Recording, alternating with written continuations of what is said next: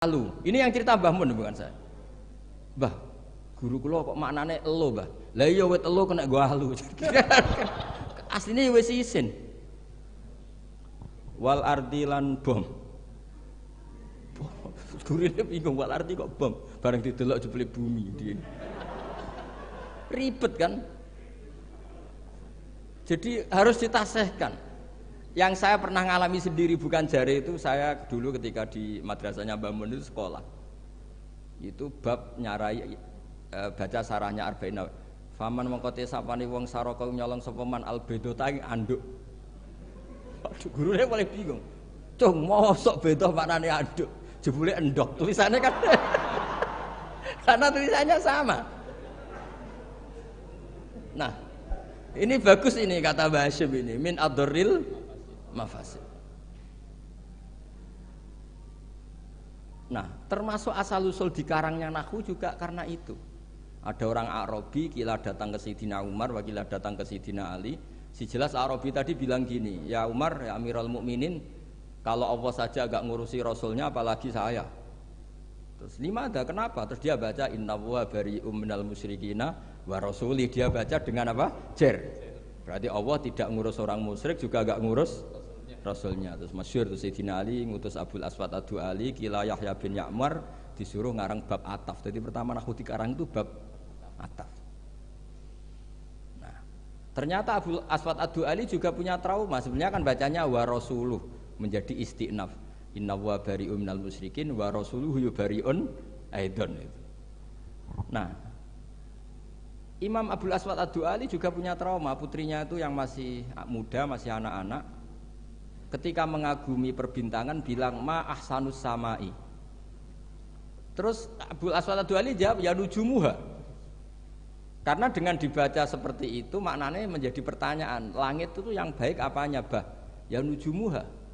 Allah innama ajibtu min husniya, saya ini kagum langit begitu baik. Mestinya bacanya ma ahsanas sama, duhai begitu indah. Tapi dia bacanya ma ahsanus samai. Jadi artinya kalau bacaan nggak benar itu ya tadi min adril mafas. Jadi ini pesannya Mbah Hasyim. Jadi kata beliau apa ini waqad taqaddama annal ilma la yukhadhu minal kutub fa innahu min adril mafasid. Makanya nyuwun sewu sampai ada aliran wahdatil wujud, ada aliran-aliran menyimpang. Kadang takbirnya ya ada di Ihya, di Futuhat Makkiyahnya Ibnul Arabi. Tapi mereka baca tanpa guru sehingga ditakwil dengan khayalnya sendiri. Makanya man ta'alama bila syai'in fa syai'uhu syaitan. Jadi Mahatali sini harus ekstrim. Jangan main-main. Ini fatwanya Mbah Hasyim menyebut min adorril mafasid. Bayangkan kalau gurunya min ba'dil mafasid. Wah, itu kan malah fatal lagi kan? Minal fasid akhoda minal fasid wa akhoda minal fasid. Nah, dikira induannya juga pas. Makanya kembali tadi statusnya Mbah itu terserah anak cucunya. Terus saya pernah Gus Hakim itu pernah saya di Palestina apa Israel lah terserah istilahnya. Ke makamnya Nabi Dawud itu nangis loh.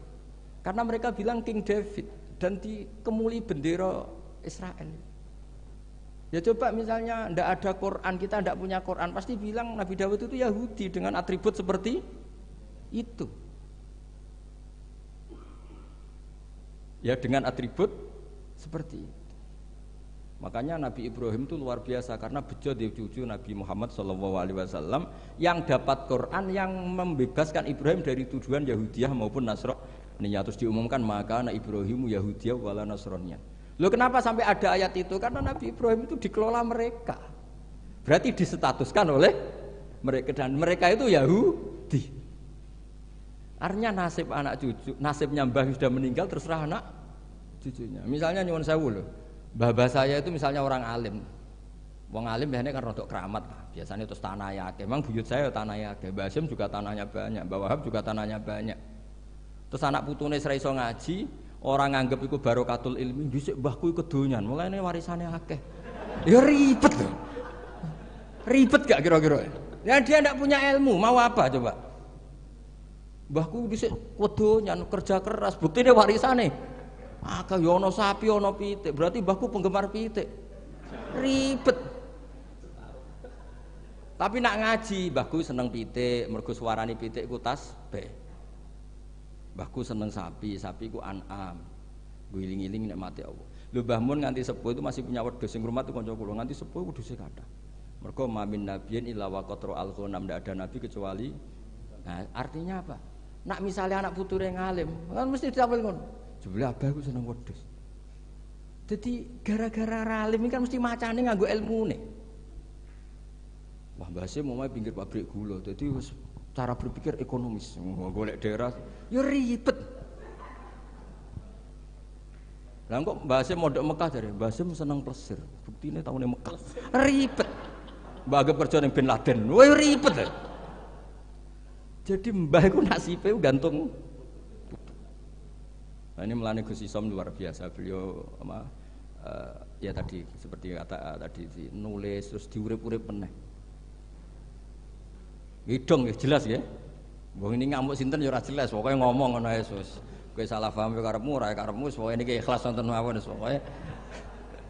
Mboten maksud kula niki kula dari anak Gus Hakim diki hak ngamuk, dadi ya sudahlah. Ngamuk itu butuh majelis. Jadi ya memang seperti itu.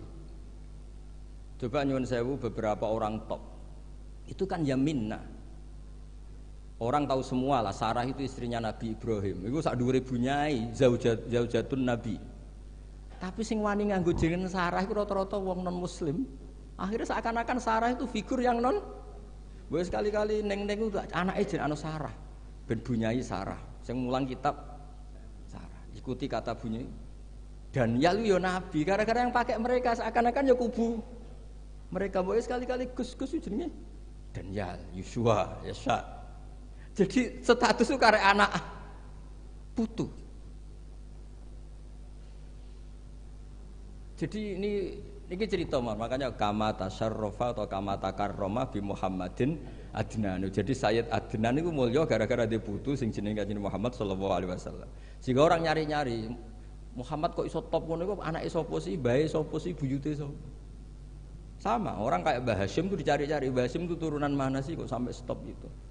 Akhirnya diketahui Hashim bin Asyari bin Wahid terus bin Anusarwan bin siapa sampai Mbah Sambu dan sebagainya. Itu versi catatan yang di dokumen Nasem.